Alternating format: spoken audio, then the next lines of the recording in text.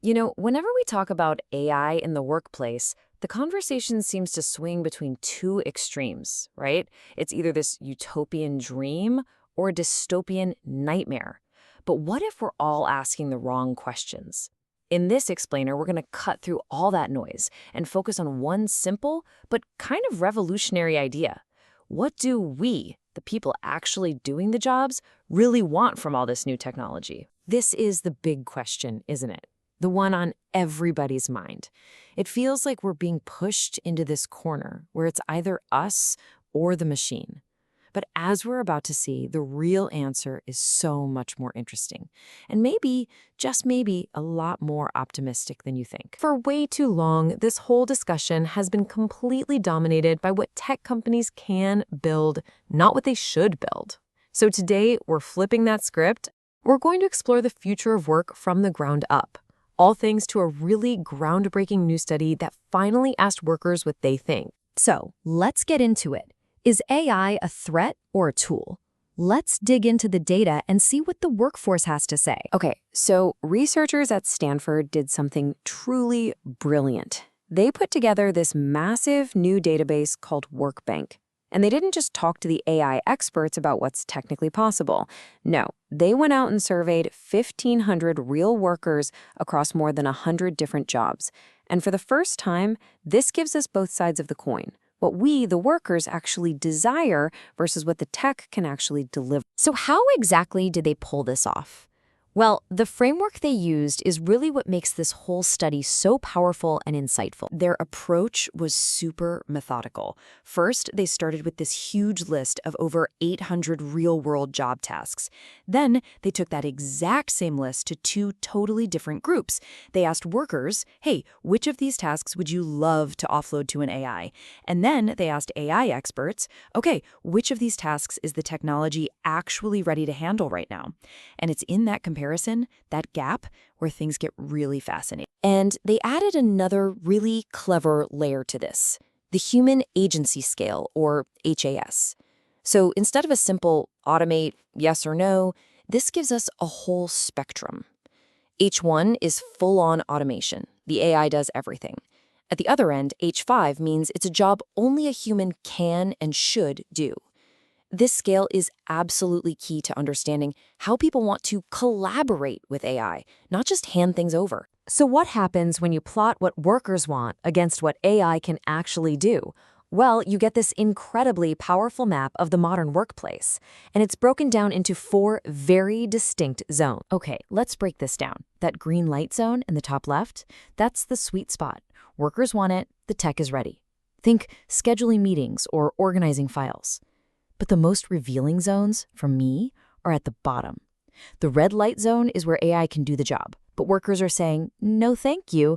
And that low priority zone, well, nobody wants it automated and the tech isn't there anyway. So what kind of stuff do people actually want to automate? Overwhelmingly, it's the boring, tedious, repetitive, and stressful junk. But look at the reason why. This is so important. It's not about being lazy. Almost 70% of people gave the same reason.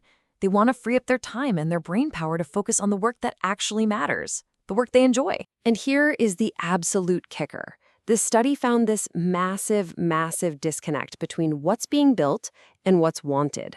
A staggering 41% of AI venture capital from Y Combinator, the top startup incubator, is being poured into building tools in those red light and low priority zones.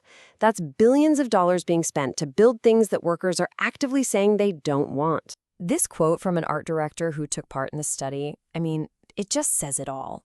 She's basically saying, yes, please use AI to make my workflow smoother, handle the administrative grunt work, but then she draws this hard line in the sand. No content creation.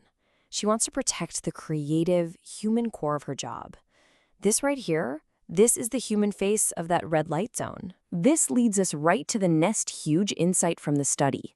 The real desire isn't for full-on automation, it's for augmentation. It's about using AI as a partner. And remember that human agency scale we talked about? This is where it really pays off. So, how much automation do people really want? Just look at these numbers. Almost nobody wants full automation. That's less than 2%. The overwhelming preference at over 45% is for H3, an equal partnership. People don't want an automated boss telling them what to do. They want a powerful collaborator, a sidekick. This table is fascinating because it's where we can see future conflicts just waiting to happen. Take financial examiners, for instance. They want a human-led process with AI in a support role, but the experts say, nope, that job can be fully automated today. Then look at aerospace engineers. It's the complete opposite. They want a partnership, but the experts think the tech just isn't ready and that human oversight is still essential. These gaps are where the really tough workplace conversations are going to happen. So, what does this all mean for our careers, for you and for me? Well, as AI starts to handle more and more of the routine tasks, the skills that make us truly valuable are about to shift in a really big way. This comparison just lays it all out. On one side, you have the skills that command high salaries today. Things like analyzing data, developing strategies. It's classic information processing. But then look at the other side. These are the skills that require the most human agency, the ones that are the hardest to automate. And do you notice the pattern? They're all about people. Training, teaching, guiding, motivating. And that is the ultimate takeaway. As AI gets better and better at crunching numbers and processing information, our most valuable skills, the ones that are irreplaceable, are the ones rooted in human connection and understanding. The future of work isn't about trying to outprocess a machine. It's about doubling down on what makes us human. Look, the message from this research is crystal clear. Our voices, our preferences, they matter. The future of work with AI isn't some tidal wave that's just going to wash over us. We actually have the power to help steer the ship.